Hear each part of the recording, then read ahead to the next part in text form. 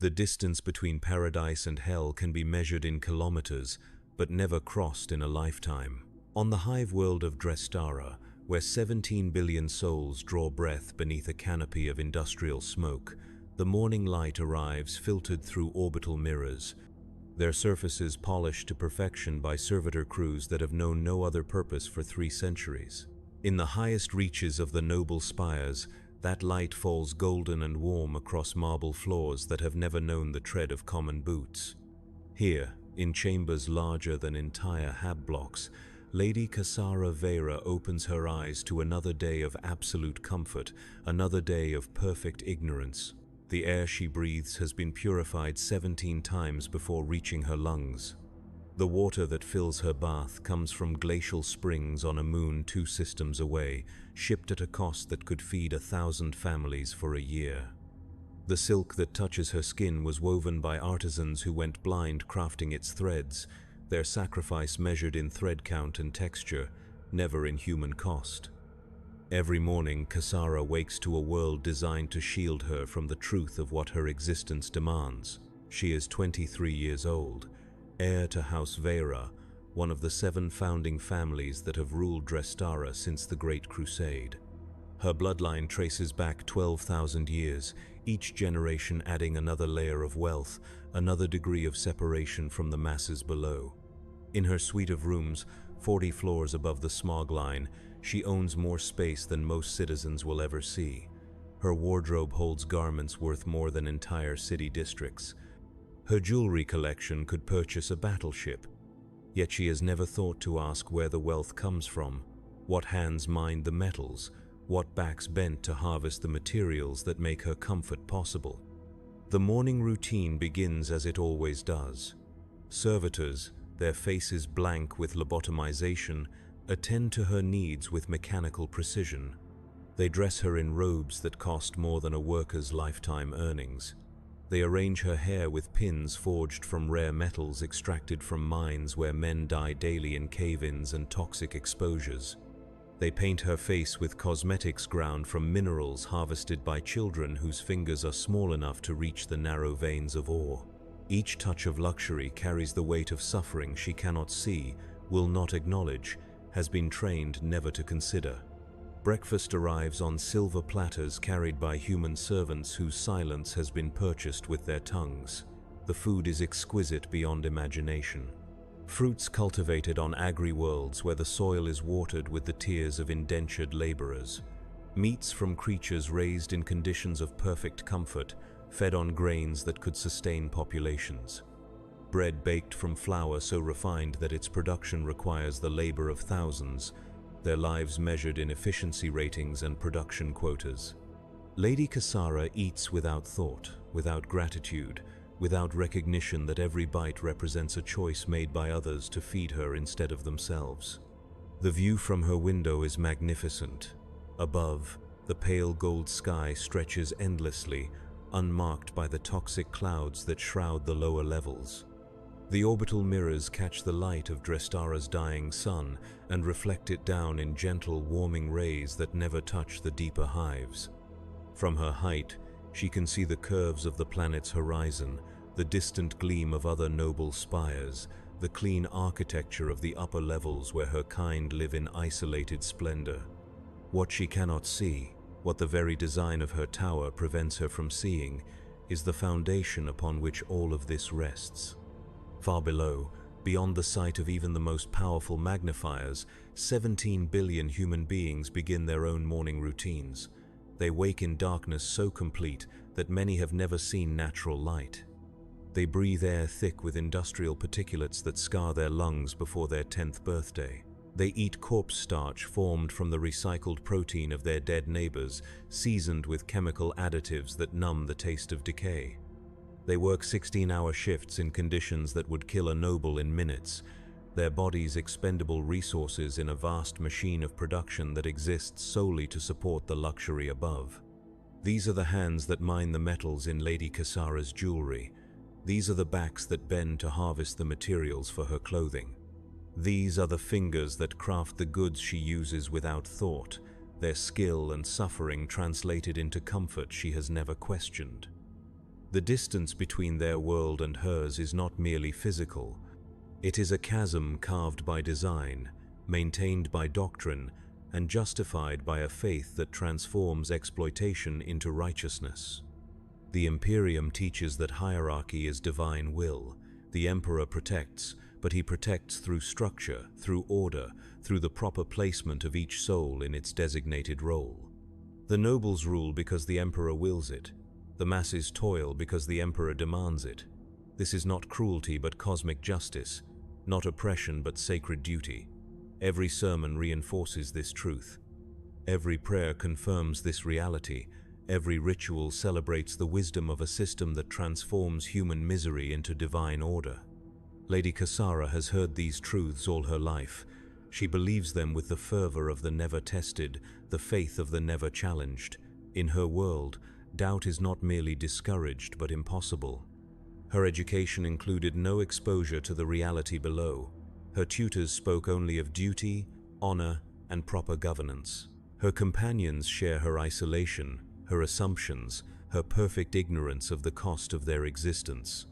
They move through their days like actors in a play, performing roles written by others, never questioning the script that demands their comfort require the suffering of billions. The morning schedule includes the usual pursuits, a lesson in household management that teaches her to calculate the proper number of servants per room but never mentions their wages or working conditions. A tutorial in artistic appreciation that explores the beauty of sculptures carved by artists who died of lung disease from stone dust. A briefing on family investments that discusses profit margins and production efficiency, but never the human cost of either. Each activity reinforces her distance from reality, each lesson another layer of insulation between her consciousness and the truth of her situation. At noon she joins her mother, Lady Celine Vera, for the daily ritual of correspondence. They sit in a chamber whose walls are lined with communications equipment worth more than most planetary governments can afford, reviewing messages from across the sector. Trade agreements that will increase their wealth by exploiting new populations. Marriage proposals that will expand their influence by joining their fortune to others built on similar foundations. Investment opportunities that promise returns measured in profit but paid in lives. They discuss these matters with the casual detachment of people deciding which wines to serve at dinner, their conversations flowing around human consequences like water around stone. The afternoon brings social obligations.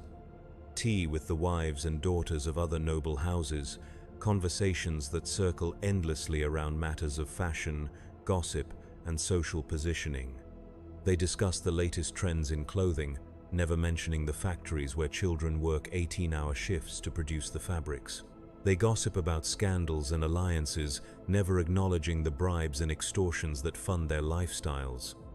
They plan parties and celebrations, never considering the tithes and taxes extracted from starving populations to pay for their entertainment.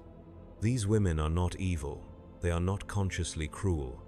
They are simply the products of a system designed to shield them from the consequences of their existence. Their kindness extends to their peers, their families, their immediate circle of concern.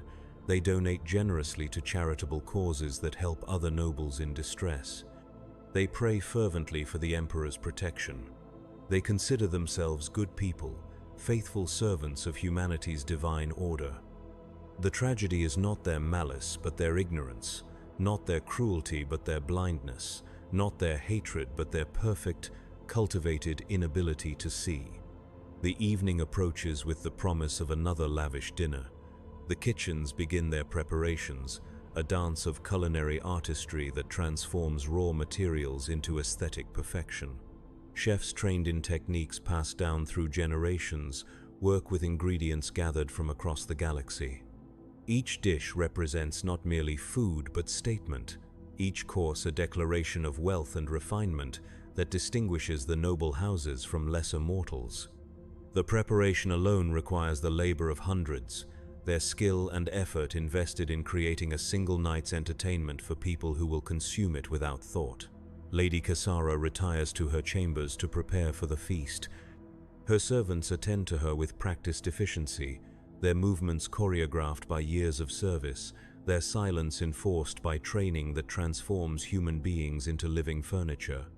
They dress her in garments that shimmer with precious metals, adorn her with jewelry that catches the artificial light and throws it back in rainbow patterns, arrange her appearance to project the proper image of nobility and grace. She stands before mirrors that show her only what she wishes to see, reflection of beauty and privilege that reveals nothing of the cost required to maintain either. As the sun sets beyond the orbital mirrors, casting the noble spires in gentle twilight, the evening's entertainment begins. The great halls fill with the soft sound of conversation, the gentle tinkle of crystal, the muted music of trained performers whose talent has been purchased for the night. The air carries the scent of exotic flowers maintained in gardens, where the water alone costs more than most citizens earn in a lifetime. Everything is perfect, everything is beautiful, everything is designed to reinforce the illusion that such perfection is natural, deserved, and sustainable. But illusions, no matter how carefully maintained, can shatter with shocking suddenness. And on this particular evening, as Lady Cassara prepares to descend to dinner, the first crack appears in her perfect world. The house trembles, not violently, not dangerously, but with the subtle vibration of some distant disturbance. A sound like thunder rolls up from the depths of the hive, faint but persistent, carrying with it the suggestion of things breaking, systems failing, order disrupting. The servants pause in their duties, their augmetic ears detecting frequencies beyond human hearing. The house's defensive systems activate briefly, scanning for threats that do not materialize. Then silence returns, and the moment passes like a bad dream upon waking. Lady Cassara dismisses the disturbance with the ease of someone who has never faced real danger. Maintenance issues, perhaps. Construction accidents in the lower levels. Infrastructure problems that her family's engineers will resolve without her involvement or concern. She has no framework for understanding what that sound actually represented, no context for interpreting its significance, no reason to connect it to her own existence. The tremor might as well have occurred on another planet for all the impact it has on her evening plans. She descends to dinner, her mind already shifting to the social dynamics that await her. Which guests will attend, what conversations will unfold, which alliances might be strengthened or tested over the course of the meal. These are the challenges that occupy her intelligence, the problems that demand her attention, the concerns that define her reality. The suffering of billions remains as distant as the stars, as abstract as mathematical theories, as irrelevant as the weather on worlds she will never visit. The dining hall gleams with the light of 1,000 candles, each flame reflected in surfaces polished to mirror brightness. The long table stretches beneath a vaulted ceiling painted with scenes of imperial triumph, heroic images that transform conquest into glory, oppression into righteousness, exploitation into divine will. The assembled guests represent the finest of Drestara's noble society, men and women whose bloodlines reach back through millennia, whose wealth shapes the destiny of billions, whose decisions ripple through the galaxy like stones thrown into still water. They speak in voices trained to project authority, their words carrying the weight of absolute certainty. They discuss matters of trade and governance with the casual confidence of people who have never faced the consequences of being wrong. Their conversations flow around topics of galactic importance, decisions that will affect populations they will never meet, policies that will determine the fate of worlds they will never visit. Yet for all their power, for all their influence, they remain as ignorant of reality as children playing with toys they do not understand. The first course arrives with ceremony befitting a religious ritual. Servers move with practiced precision, their steps silent on carpets woven from the finest materials in the galaxy. Each plate represents hours of preparation, each arrangement a work of art created by masters of their craft. The food itself transcends mere sustenance, transformed into aesthetic experience that engages all the senses while nourishing the body.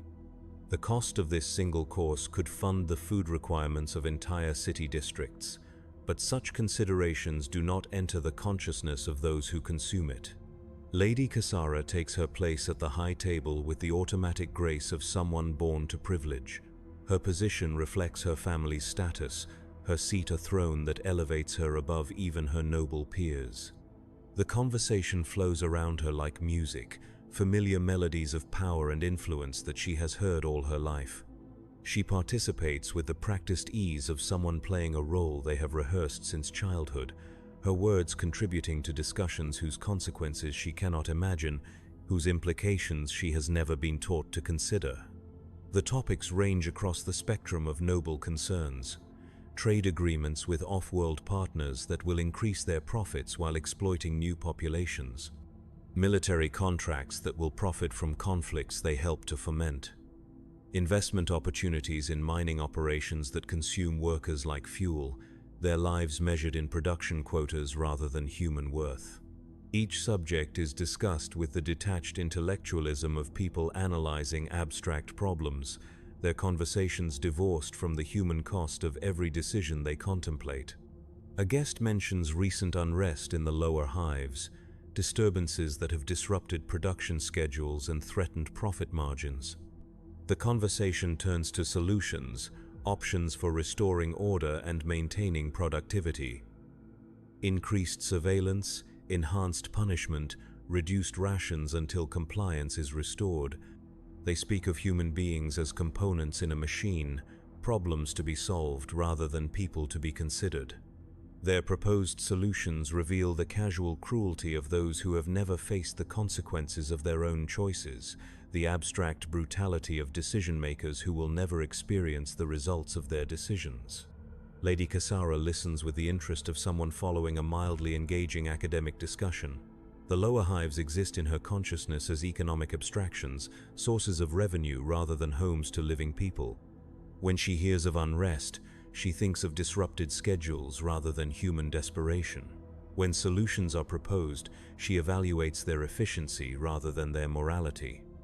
This is not cruelty but ignorance, not malice but blindness, not hatred but the perfect insulation that her education and environment have provided. The second course arrives as the first is cleared away, another masterpiece of culinary artistry that transforms raw ingredients into aesthetic experience. The presentation alone represents more labor than most citizens perform in a week, the preparation requiring skills developed over lifetimes of training.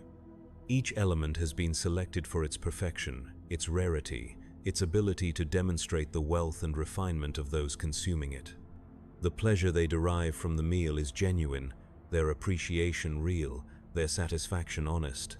They are not pretending to enjoy themselves, they simply cannot see the cost of their enjoyment.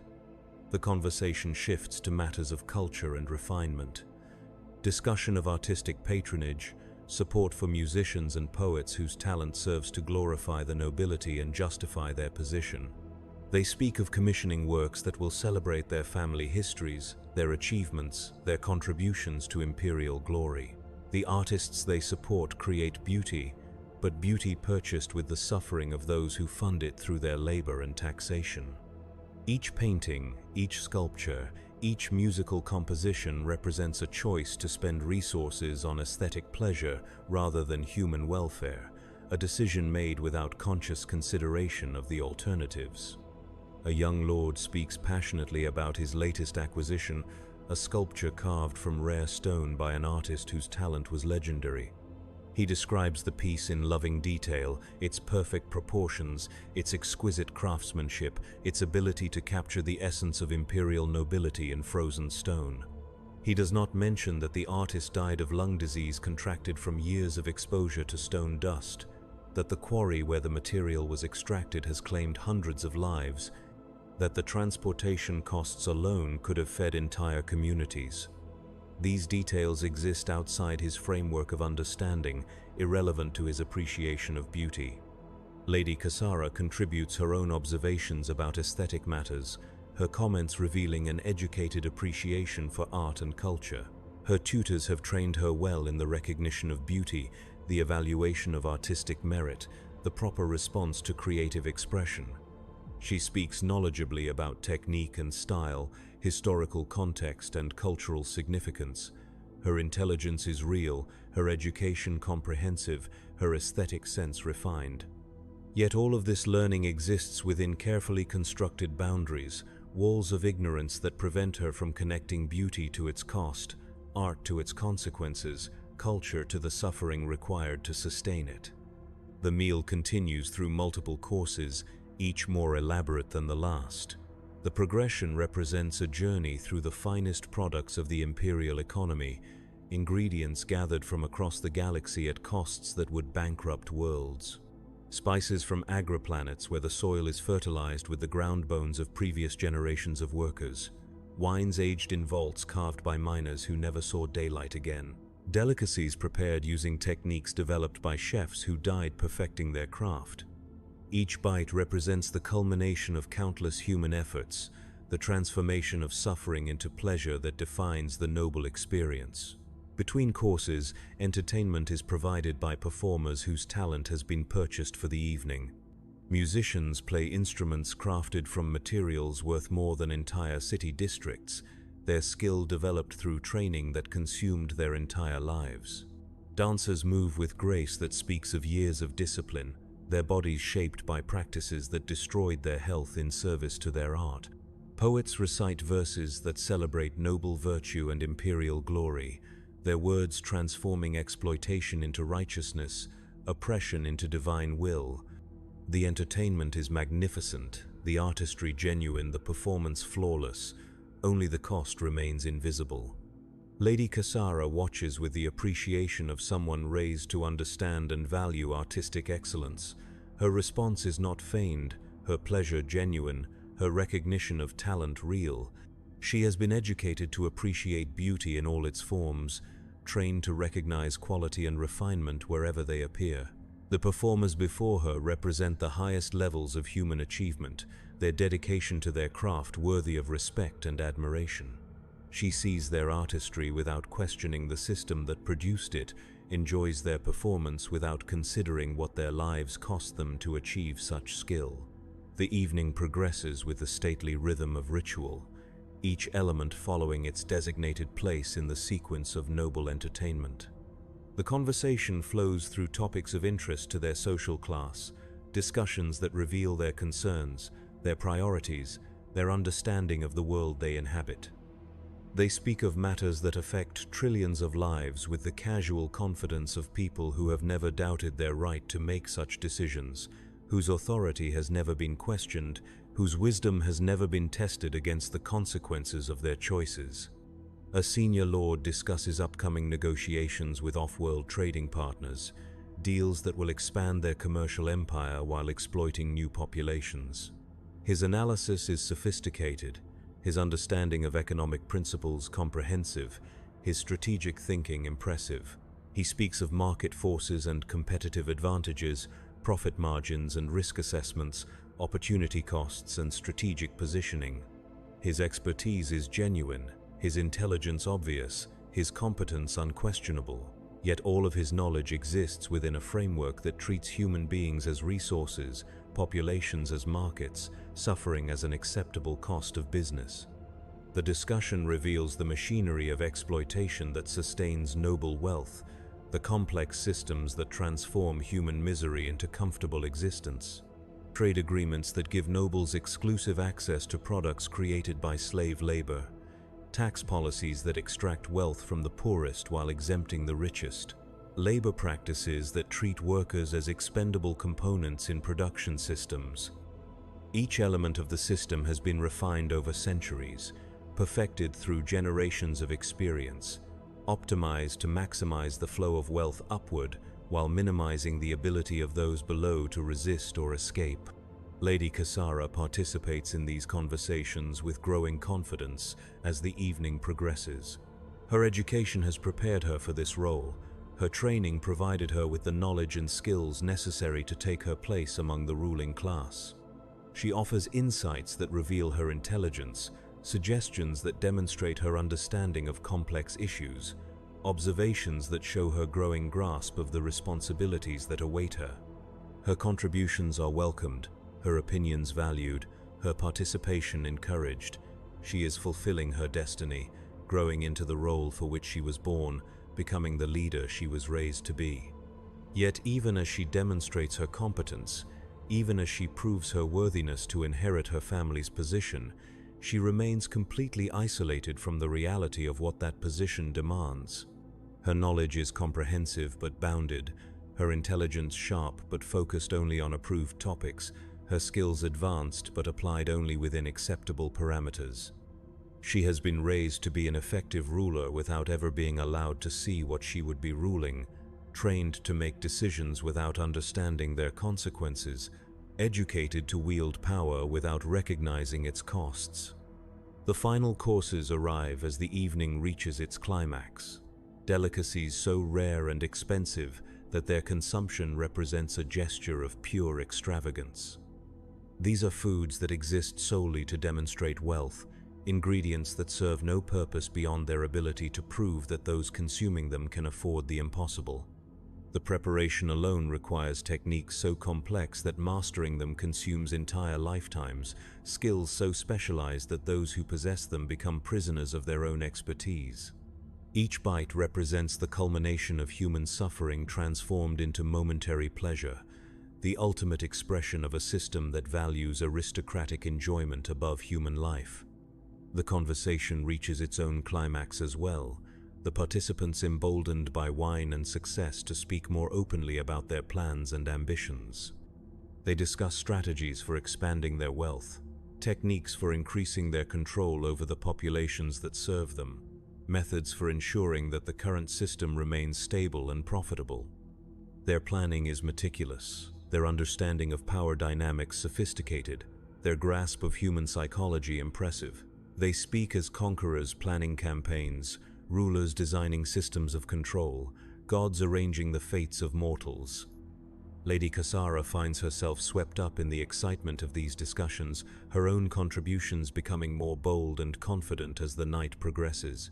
She proposes refinements to taxation policies that would extract more wealth from the working populations while providing them with just enough hope to prevent despair from turning to revolt. She suggests modifications to the educational system that would produce more compliant workers, while identifying potential troublemakers for removal. She offers insights into the psychological techniques that could be used to make exploitation feel like privilege, oppression seem like protection. Her ideas are brilliant, her suggestions sophisticated, her understanding of human nature impressive. She demonstrates the intelligence and creativity that mark her as a true heir to her family's legacy, someone capable of not merely maintaining their position but expanding it. The other nobles respond with approval and admiration, recognizing in her the qualities that will make her a formidable leader, a worthy successor to generations of successful rulers. She has proven herself, earned her place, demonstrated her fitness to inherit power beyond the imagination of common mortals. As the evening draws to a close, as the final toasts are raised and the last course is consumed, Lady Cassara feels a sense of completion and satisfaction that goes beyond mere social success.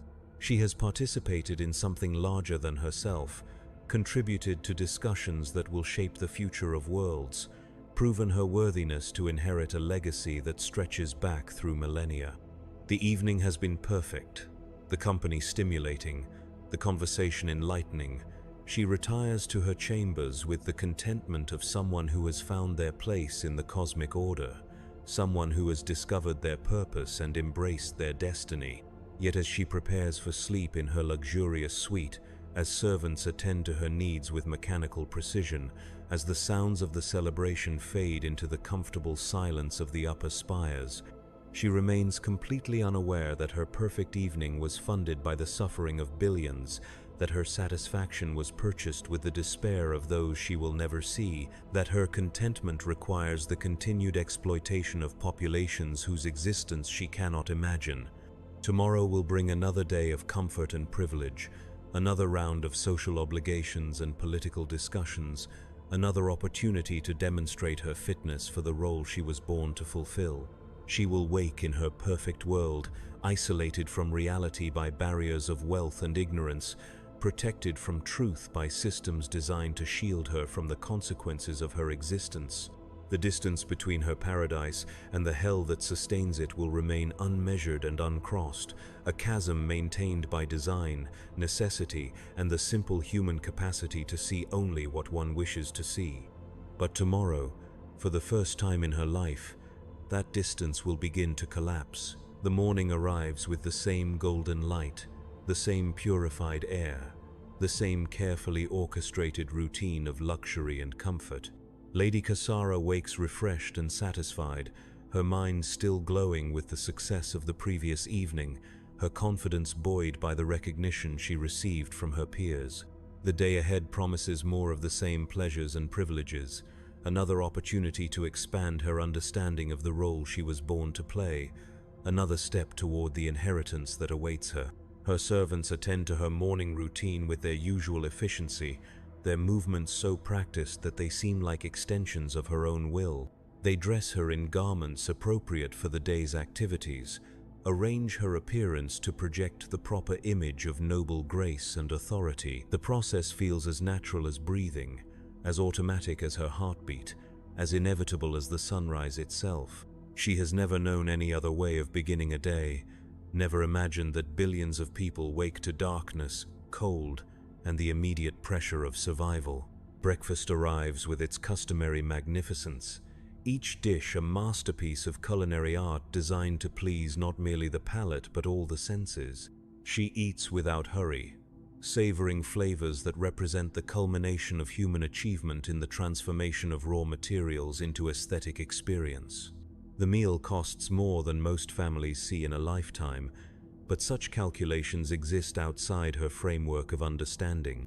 She consumes luxury with the unconscious ease of someone who has never known scarcity, never faced want, never had to choose between competing needs. The day's schedule includes a journey to the family's manufacturing interests in the mid-level districts, a tour designed to provide her with a general understanding of the commercial enterprises that fund her lifestyle. It is intended as education in responsibility, preparation for the duties she will inherit, training in the proper oversight of business operations.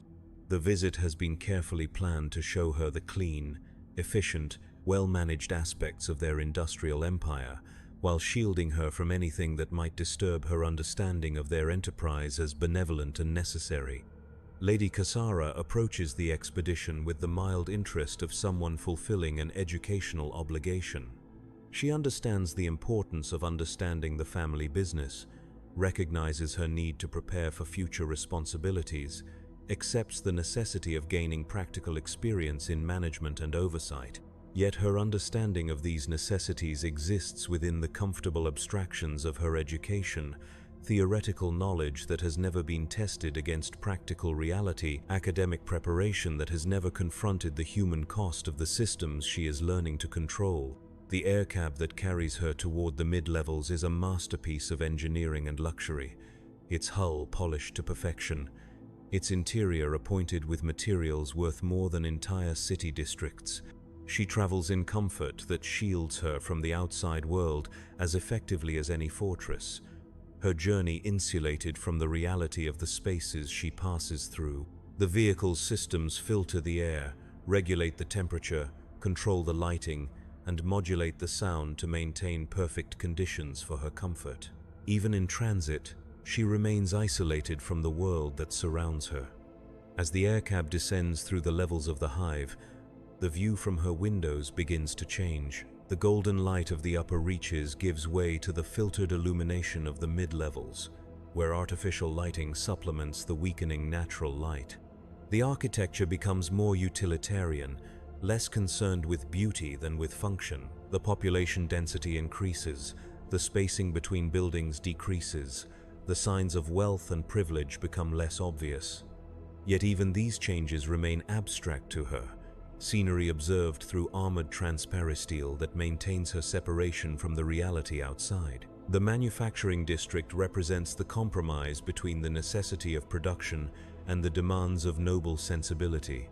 Here, the family's industrial operations are housed in facilities designed to minimize obvious ugliness while maximizing efficiency and profit. The buildings are clean by hive standards, the walkways maintained to reasonable levels of safety, the air filtration systems adequate to prevent immediate health hazards to visiting nobility.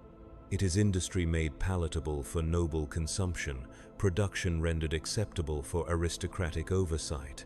Lady Cassara disembarks from her aircab with the confidence of someone entering familiar territory.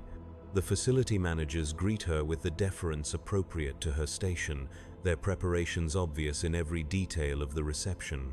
They have spent weeks preparing for her visit, cleaning equipment that is normally left to accumulate grime, briefing workers on proper behavior in the presence of nobility, arranging tours that will show her exactly what they wish her to see, while concealing anything that might disturb her understanding of their operations. The tour begins in the administrative sections, clean and comfortable spaces where the business of management takes place in environments not too different from her own home. Here, she meets with supervisors and accountants, engineers and planners, the educated professionals who translate noble directives into operational reality. They speak her language, share her cultural references, understand her concerns and priorities. Their reports are comprehensive but carefully edited, their explanations detailed but diplomatically phrased, their presentations designed to inform without alarming. The production figures they show her are impressive, revenues that demonstrate the success of family policies and the competence of management oversight. The profit margins reveal the efficiency of their operations, the return on investment that justifies continued confidence in their methods. The growth projections suggest expanding opportunities, new markets to exploit, additional populations to incorporate into their commercial empire. Everything they show her confirms the righteousness of their enterprise, the necessity of their methods, the inevitability of their success. Lady Cassara reviews these materials with growing satisfaction, her confidence in the family business reinforced by evidence of its prosperity and efficiency. She asks intelligent questions that reveal her understanding of business principles, offers observations that demonstrate her grasp of strategic thinking, provides suggestions that show her readiness to assume greater responsibility. The managers respond with approval and respect, recognizing in her the qualities that will make her an effective leader, someone capable of maintaining and expanding the empire she will inherit. The next phase of the tour takes her into the production areas themselves, carefully selected sections of the manufacturing complex where the actual work of creation takes place. These spaces have been prepared for her visit, cleaned beyond their normal standards, organized to present the most favorable possible impression of working conditions and operational efficiency. The workers she sees have been specially chosen for their appearance and demeanor, their ability to present the image of satisfied, productive employees rather than the reality of desperate, exploited human resources. She observes the production processes with the analytical interest of someone learning to understand the technical aspects of wealth creation. The machinery is impressive, the coordination complex, the efficiency obvious. Workers move with practiced skill, their motions coordinated by years of experience, their output measured in quantities that translate directly to family profit. She sees the transformation of raw materials into finished goods, the application of human labor to the creation of products that will generate the wealth that sustains her lifestyle. It all appears clean, efficient, and morally neutral. The workers she encounters have been carefully coached in the appropriate responses to noble inquiry. They express gratitude for their employment, satisfaction with their working conditions, loyalty to the family that provides them with purpose and sustenance. Their words have been rehearsed, their demeanor practiced, their performance designed to reinforce her understanding of the relationship between nobility and workers as mutually beneficial, naturally ordered, and morally justified. She sees what she has been prepared to see, hears what she has been trained to expect, understands what she has been educated to comprehend. Lady Cassara engages with these workers with the benevolent interest of someone fulfilling their obligation to show concern for those under their authority. She asks about their welfare, their satisfaction, their appreciation for the opportunities provided by family enterprise. Their responses confirm her understanding of herself as a benevolent ruler, someone whose wealth serves the greater good by providing employment and structure to those who would otherwise lack purpose and direction. The interaction leaves her feeling satisfied with her role, confident in her righteousness, secure in her understanding of the natural order. As the tour progresses through additional sections of the facility, her exposure to the reality of production remains carefully controlled and edited. She sees the aspects of manufacturing that can be presented as noble and necessary, the elements of industrial process that support her understanding of family enterprise as beneficial and righteous. The managers explain each process in terms that emphasize efficiency and necessity, productivity and profit, success and growth. Their language transforms exploitation into opportunity, suffering into service, desperation into dedication. The technical aspects of production fascinate her, the complexity and coordination required to transform raw materials into finished products. She begins to understand the scale of the operations that fund her lifestyle, the intricate systems that generate the wealth she has always taken for granted. Her questions become more sophisticated as her understanding grows, her interest more genuine as she recognizes the impressive achievement that these facilities represent. She starts to feel a sense of pride in the family enterprise, satisfaction in the efficiency and success of the operations she will one day inherit. Yet even as her knowledge expands, even as her understanding deepens, she remains completely insulated from the human cost of the efficiency she admires, the suffering that underlies the success she celebrates, the desperation that drives the productivity she praises. The tour has been designed to educate her about business operations while protecting her from moral complications, to increase her competence while preserving her innocence, to prepare her for leadership while maintaining her ignorance of what that leadership demands. The final section of the tour takes her through quality control and shipping operations, where the finished products of family enterprise are prepared for distribution to markets across the sector. Here, she sees the culmination of the production process, goods ready to be transformed into the wealth that sustains her existence. The efficiency is impressive, the organization sophisticated, the scale massive. Products flow through systems designed to maximize speed while ensuring quality, their movement coordinated by logistical planning that spans multiple star systems. The managers explain the complexity of distribution networks that carry family products to markets across the galaxy, trading relationships that span centuries, commercial agreements that shape the destiny of entire worlds. She begins to understand the true scope of family influence, the extent to which their decisions affect populations she will never see, the degree to which their wealth depends on systems that touch billions of lives. Yet this understanding remains abstract, theoretical, divorced from the human consequences of the power she is learning to wield. As the tour concludes, as she prepares to return to the comfort and familiarity of the upper spires, Lady Cassara feels a sense of accomplishment and satisfaction. She has fulfilled her educational obligation, expanded her understanding of family business, demonstrated her readiness to assume greater responsibility. The visit has been successful, informative, and appropriate to her station. She returns to her aircab with confidence in the righteousness of family enterprise, pride in the efficiency of their operations, and satisfaction in her own growing competence as a future leader. The aircab rises through the levels of the hive, carrying her back toward the golden light and purified air of the noble districts. The journey takes her through the same transitional zones she observed during her descent, but now she sees them with the confidence of someone who understands their place in the greater system, someone who recognizes their necessity and accepts their inevitability. The changes in architecture, population density, and general condition no longer seem like mere scenery, but like evidence of the natural order, the proper arrangement of society according to divine will and practical necessity. But as the aircab climbs toward the safety of the upper reaches, as Lady Cassara settles back into her cushioned seat with the satisfaction of educational duty fulfilled, the perfect machinery of her insulation encounters an imperfection so small, so seemingly insignificant, that it passes almost unnoticed. A minor system failure in the aircab's navigation array, a glitch so brief that it barely registers on the monitoring systems, a momentary disruption in the perfect coordination of technology that maintains her separation from reality.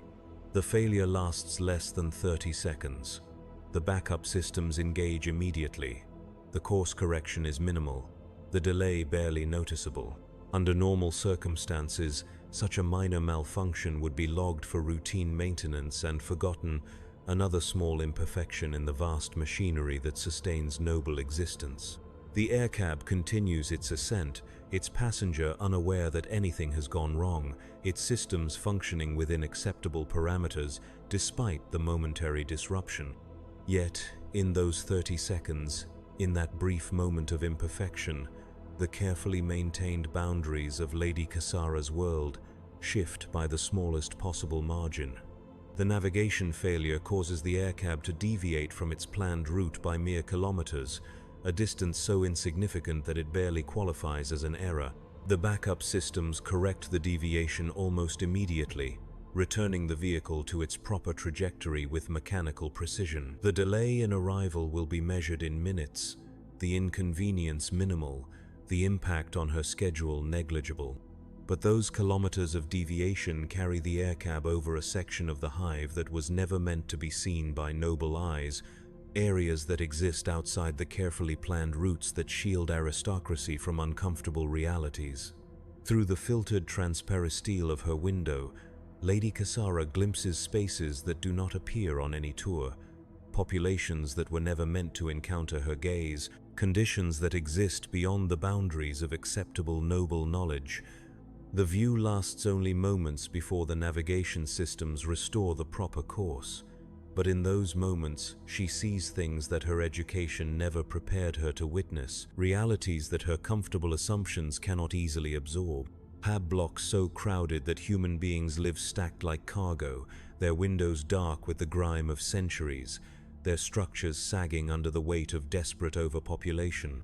Manufacturing facilities where the air itself seems to writhe with toxic particulates, where the machinery operates without the safety measures she observed during her carefully orchestrated tour.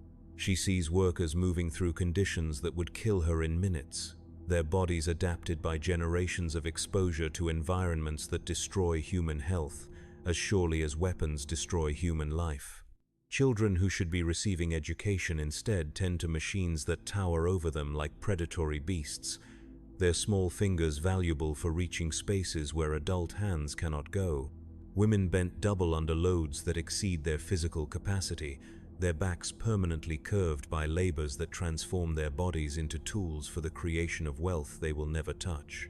The aircab passes over a section where a mag rail tunnel has partially collapsed, the debris creating a canyon of twisted metal and broken stone. Emergency crews work in the ruins with the desperate efficiency of those who know their own lives depend on their speed and skill. Bodies emerge from the wreckage at irregular intervals, some moving with the painful slowness of the injured, others carried with the stillness that speaks of damage beyond repair. The scale of the disaster becomes apparent as she sees the true extent of the collapse, a failure of infrastructure that has claimed hundreds of lives and disrupted the transportation network that connects the various levels of the hive. Lady Cassara stares at the scene with the fascination of someone witnessing something completely outside their experience, something that exists beyond the boundaries of their understanding. The disaster below represents a failure of systems she had never considered, a breakdown of infrastructure she had never noticed, consequences of decisions she had never been asked to contemplate. The workers struggling in the wreckage are people whose existence she had never acknowledged, whose suffering she had never been required to consider, whose deaths she had never been taught to count as significant. The navigation systems complete their correction, restoring the aircab to its proper trajectory and carrying her away from the scene of destruction. The view from her window returns to the familiar sights of the planned route, the carefully maintained spaces that present acceptable images of hive life to noble observation. The glimpse of reality fades behind her like a bad dream, replaced by the reassuring normalcy of controlled environments and managed perceptions.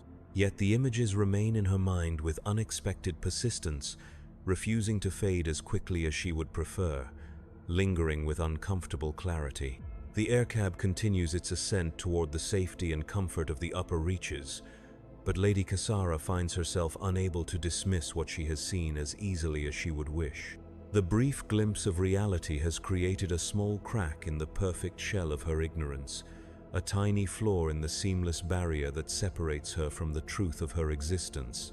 The crack is small, almost insignificant, but it allows questions to seep through that her education never taught her to ask, doubts that her upbringing never prepared her to manage.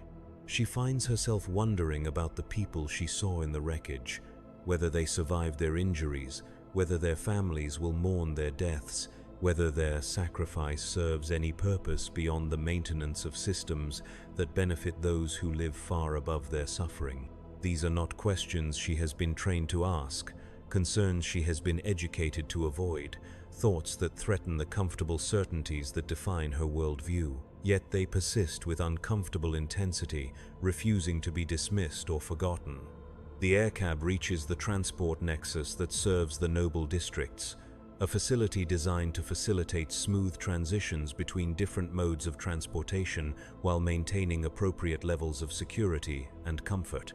Here, Lady Cassara should transfer to ground vehicles for the final journey to her family's spire, a routine transition that normally requires no thought or attention.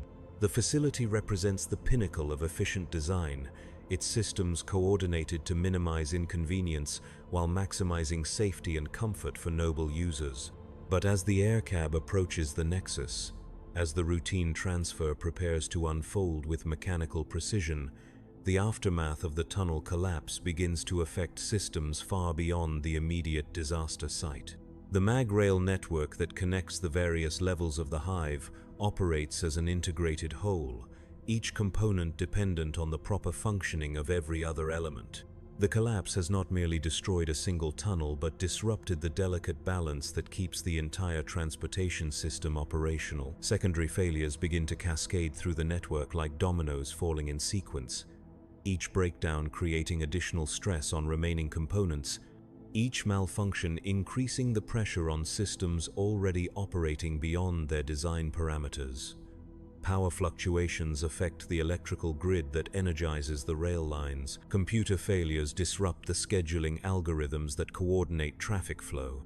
Mechanical breakdowns occur as equipment is pushed beyond safe operating limits in attempts to compensate for the lost capacity of the destroyed tunnel. The transport nexus, designed to handle normal traffic loads with comfortable efficiency, finds itself overwhelmed by the redirected flow of vehicles and passengers displaced by the rail network failure. Emergency protocols activate automatically, but these systems were never designed to handle disruptions of this magnitude and duration. The careful choreography of noble transportation begins to break down as the reality of infrastructure failure intrudes into spaces designed to be insulated from such concerns. Lady Cassara's aircab circles the nexus in a holding pattern as traffic control attempts to manage the growing chaos below. Through her window, she can observe the increasing disorder as systems designed for smooth operation struggle to cope with unexpected demands. Ground vehicles queue in lines that stretch beyond the facility's capacity, their drivers frustrated by delays that were never supposed to occur. Emergency services race through the confusion with lights and sirens, their urgency contrasting sharply with the leisurely pace of normal noble transportation. The delay stretches from minutes into hours as the cascade of failures spreads through increasingly vital systems.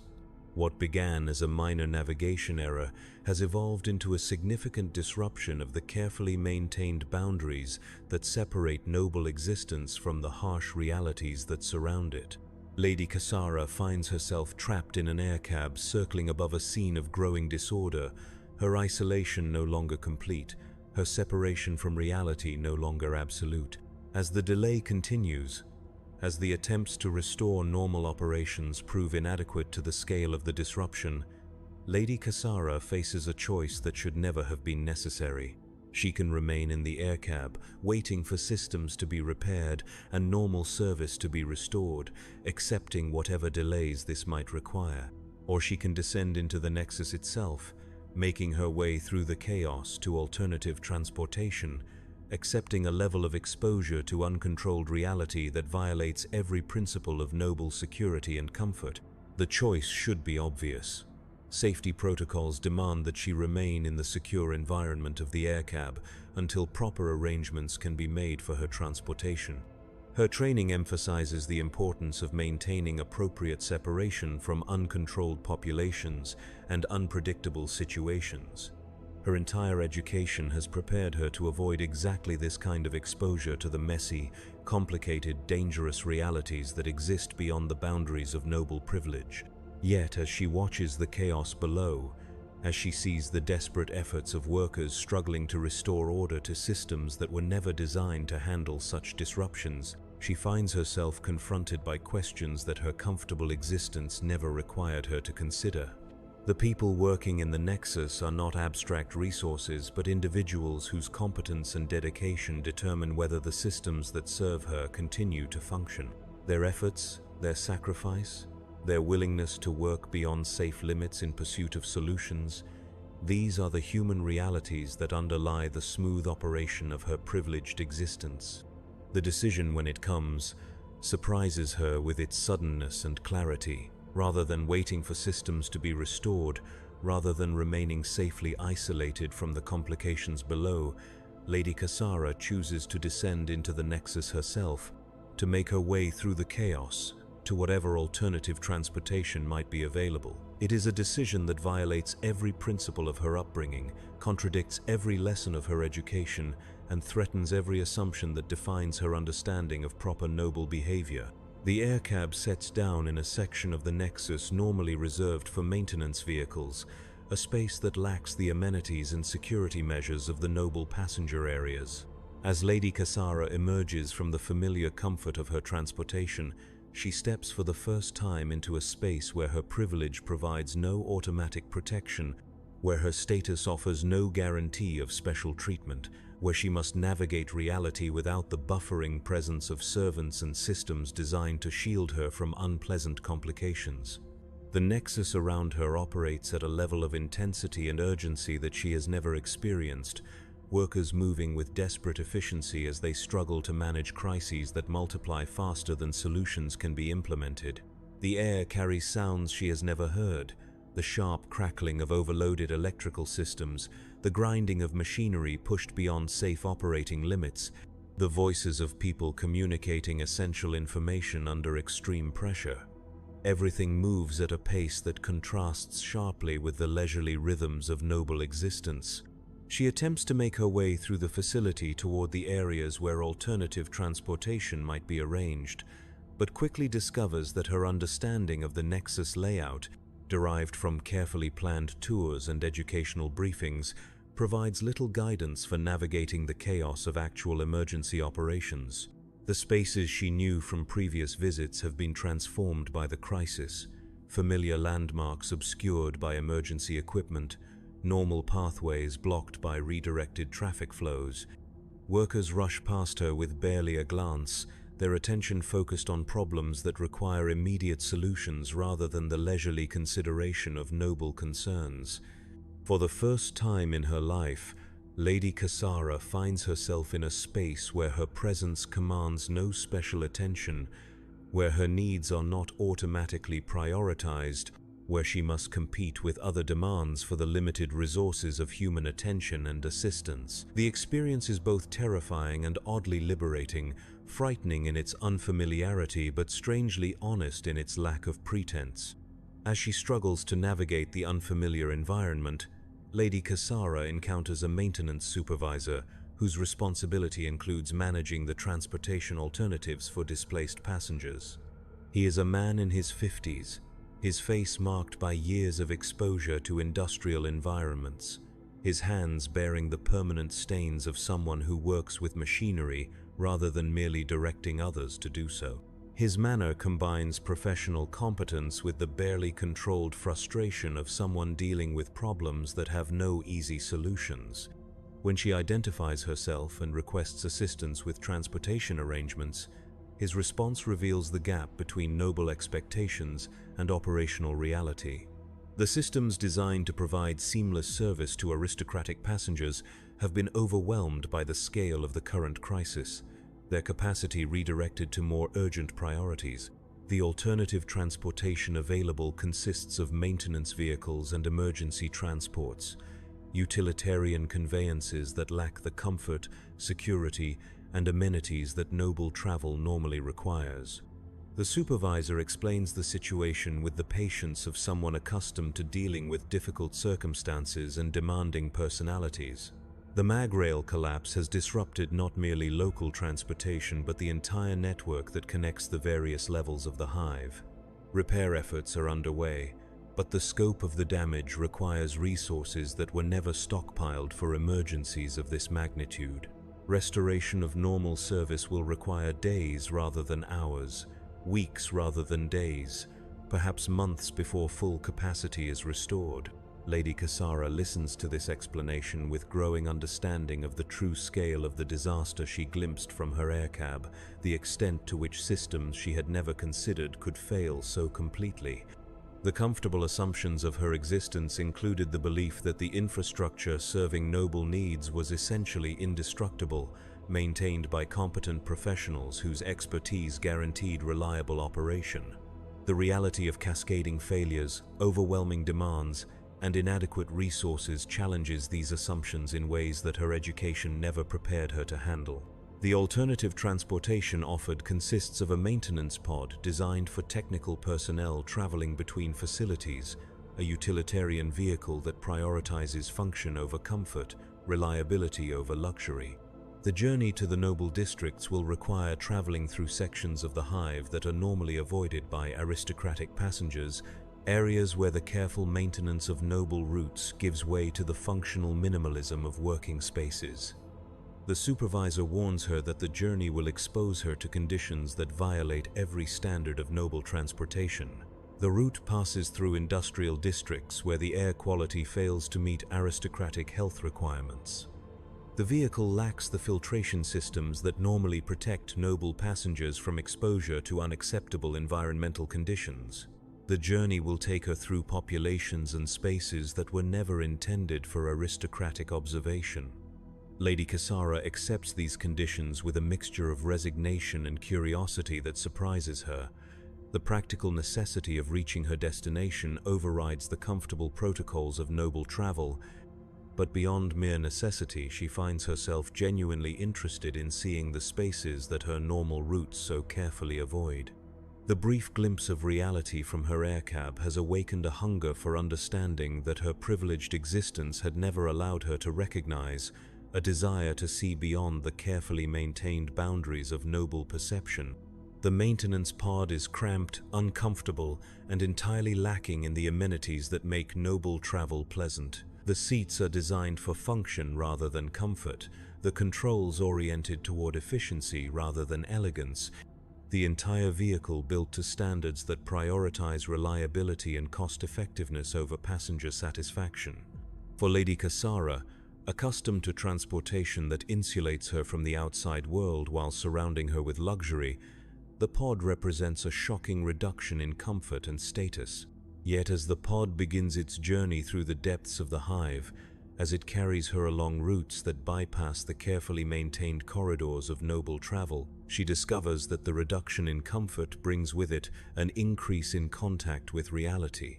The pod's viewports, designed for technical observation rather than tourist appreciation, provide unfiltered views of spaces that her normal transportation never allowed her to see. The industrial districts through which they travel operate at levels of intensity and desperation that dwarf even the managed chaos of the transport nexus. Here, the production facilities that generate the wealth supporting noble existence reveal their true character when not prepared for aristocratic observation. The air shimmers with toxic particulates that would kill unprotected nobles in minutes, but which workers breathe daily as a condition of their employment. The machinery operates beyond safe parameters, driven by quotas that prioritize production over human safety, efficiency over worker welfare. Lady Cassara observes these conditions through the pod's viewports with growing horror and fascination.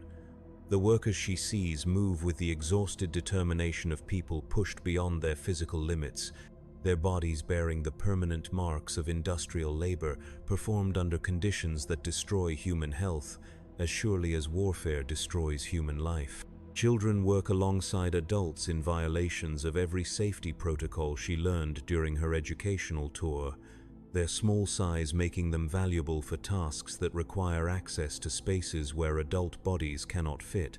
The supervisor operating the pod provides commentary that reveals the gap between official policies and operational reality. The safety regulations that exist on paper are routinely ignored when they conflict with production requirements. The working conditions that appear acceptable during noble inspections deteriorate rapidly when aristocratic attention is focused elsewhere. The humanity of the workers disappears beneath the pressure of quotas that treat human beings as expendable resources in systems designed to maximize profit, regardless of human cost.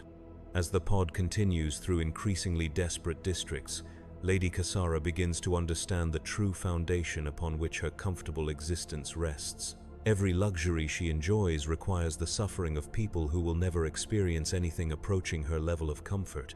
Every convenience of noble life demands the sacrifice of human beings, whose lives are measured in production quotas rather than personal fulfillment. Every moment of her privileged existence is purchased with the blood, sweat, and desperation of populations she was never allowed to see. The revelation comes not as a sudden shock, but as a growing awareness that accumulates detail by detail, horror by horror, until the weight of understanding becomes impossible to bear.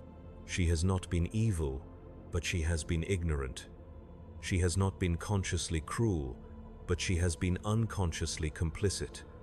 She has not chosen to cause suffering, but she has chosen to remain blind to the suffering that her existence requires. The pod reaches a maintenance station where they must stop for refueling and route planning, a facility that serves as a hub for the technical personnel who keep the hive's systems operational. Here, Lady Cassara encounters workers whose expertise maintains the infrastructure that supports noble existence, but whose own living conditions reveal the true priorities of the system they serve. They live in spaces that would be considered uninhabitable by noble standards, eat food that would be rejected by aristocratic pets, breathe air that would trigger immediate evacuation if detected in noble districts.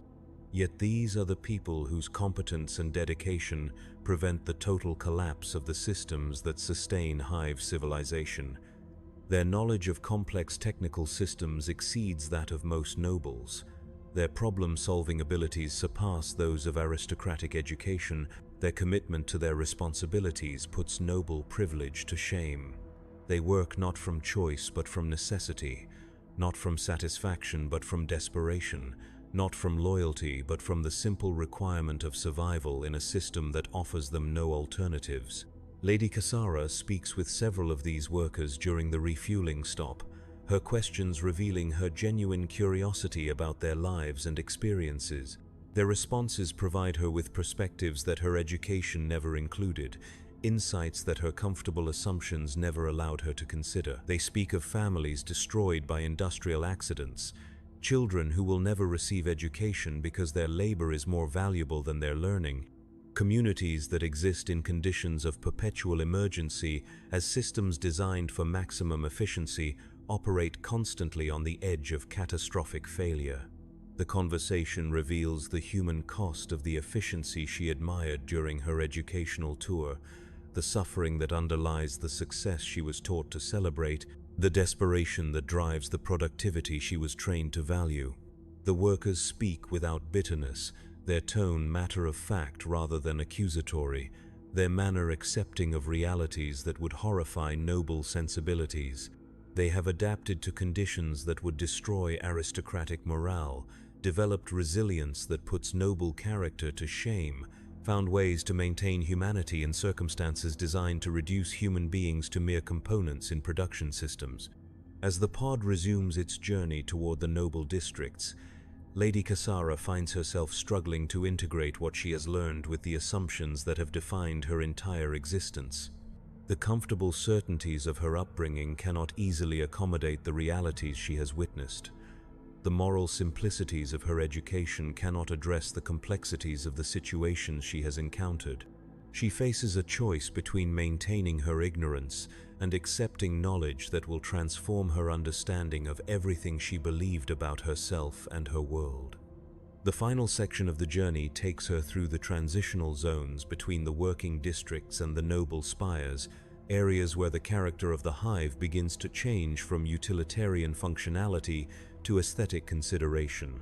Here, the differences in maintenance standards, air quality, and general conditions become starkly apparent as the pod moves from spaces designed for production to spaces designed for consumption, from areas where human beings are expendable resources to areas where human comfort is the primary consideration. The contrast reveals the artificiality of the boundaries that separate noble existence from worker reality, the deliberate nature of the barriers that prevent aristocratic awareness of the costs of privilege. The improved conditions of the transitional zones exist not because resources are suddenly abundant, but because priorities suddenly shift from maximizing production to ensuring noble comfort. The same materials, the same labor, the same technical expertise that could improve conditions in the working districts are instead directed toward maintaining the perfect environments that shield nobility from awareness of the suffering that sustains their existence. Lady Cassara observes these transitions with new eyes, her recent exposure to reality providing her with the context necessary to understand what she is seeing. The comfort that surrounds her as the pod approaches the noble districts no longer seems natural or inevitable, but artificial and maintained at tremendous cost. The luxury that defines aristocratic existence no longer appears as a deserved privilege, but as a deliberate choice to prioritize noble comfort over human welfare. The pod finally reaches the noble districts as evening approaches, its journey complete despite the disruptions that made normal transportation impossible. The supervisor who guided her through the depths of the hive prepares to return to his duties in the industrial districts, his responsibility for her welfare ending with her safe arrival in aristocratic territory. Yet before she disembarks, before she returns to the familiar comfort of noble existence, Lady Cassara finds herself reluctant to end their journey, reluctant to sever her connection to the reality she has discovered. She thanks him for his assistance and expertise, her words carrying genuine gratitude for someone whose competence made her safe passage possible. His response is polite but distant, his manner reflecting the professional detachment of someone accustomed to dealing with noble passengers without expecting lasting concern for his own circumstances or those of his fellow workers. The interaction ends with the routine courtesy that typically characterizes exchanges between aristocrats and those who serve them. Yet as Lady Cassara disembarks from the maintenance pod, as she prepares to return to the familiar luxury of her family's spire, she carries with her knowledge that will forever change her understanding of her existence. The comfortable ignorance of her upbringing has been shattered by direct exposure to the realities that her privilege depends upon. The moral simplicities of her education have been complicated by awareness of the human cost of the systems she was trained to inherit and perpetuate. She stands at the entrance to her family's estate as evening shadows begin to fall across the noble districts, her day's journey complete, but her transformation only beginning. The golden light that filters down from the orbital mirrors illuminates the same beautiful architecture, the same carefully maintained gardens, the same perfect environment that has surrounded her since birth. Yet now she sees these familiar sights with new understanding, awareness of the suffering that purchased their beauty, knowledge of the exploitation that sustains their perfection. The servants who greet her return display their usual efficiency and deference, their manner unchanged by her absence or her experiences. They assist her with the rituals of arrival, helping her transition from the discomfort of emergency transportation back to the familiar luxury of noble existence. Their movements are choreographed by years of service, their responses automatic, their attention focused entirely on ensuring her comfort and meeting her needs. Yet Lady Cassara finds herself seeing these servants differently, recognizing in their practiced efficiency the same adaptation to difficult circumstances that she observed in the industrial workers, the same resilience in the face of conditions that require constant sacrifice of personal needs to serve the demands of others. The servants in her family's estate exist in conditions far superior to those she witnessed in the working districts, but they remain fundamentally powerless, their lives shaped entirely by the needs and desires of those they serve. She retires to her chambers to prepare for the evening meal, the familiar routine of aristocratic self-care proceeding as it always has despite the revolutionary changes in her understanding. The servants attend to her needs with mechanical precision, dressing her in garments appropriate for dinner, arranging her appearance to meet the standards expected of noble presentation. The process feels the same as it always has, yet her awareness of its cost has been fundamentally altered by her exposure to the realities that sustain it. As she prepares to join her family for dinner, Lady Cassara faces the challenge of maintaining normal aristocratic behavior while carrying knowledge that threatens every assumption that defines noble existence. She must participate in conversations that treat worker populations as abstract resources, discuss policies that prioritize profit over human welfare, and pretend enthusiasm for luxuries purchased with the suffering of people she can no longer ignore.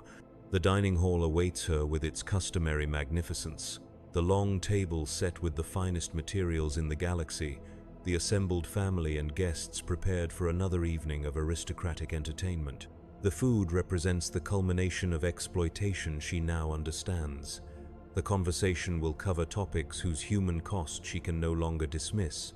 The entire event will celebrate a way of life that requires the perpetual misery of billions for the temporary pleasure of dozens. She takes her place at the high table, with the automatic grace of someone performing a familiar role, her position reflecting her family's status, her presence expected and welcomed by those who share her bloodline and privilege. Yet she sits among them now as someone fundamentally changed, someone who has seen beyond the carefully maintained boundaries of noble perception, someone who can never again enjoy aristocratic luxury with the innocent ignorance that once made such pleasure possible. The evening meal proceeds with its ritual precision, each course arriving with ceremony that transforms consumption into performance, each dish representing not merely food but statement about wealth, refinement, and position.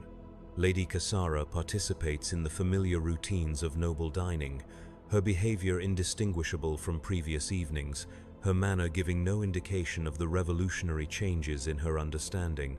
Yet every bite carries new meaning, every conversation reveals new implications, every moment of luxury demands new consideration of its cost.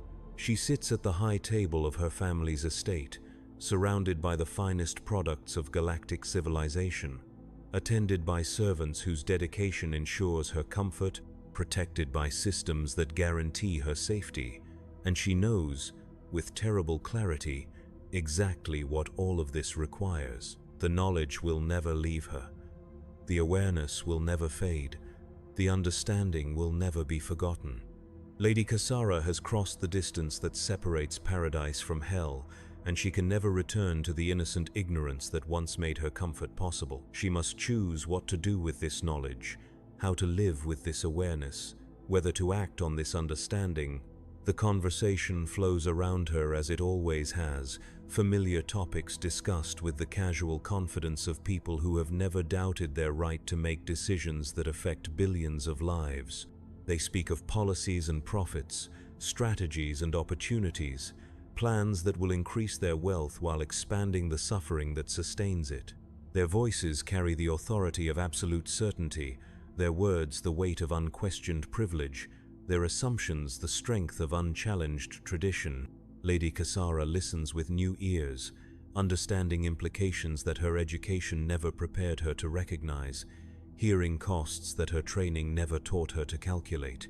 She knows what lies beneath their comfortable abstractions, what human realities underlie their theoretical discussions, what suffering supports their casual assumptions about the natural order of existence, and she knows that she must choose whether to speak or remain silent, whether to challenge or accommodate, whether to act on her new understanding or protect the ignorance of those around her.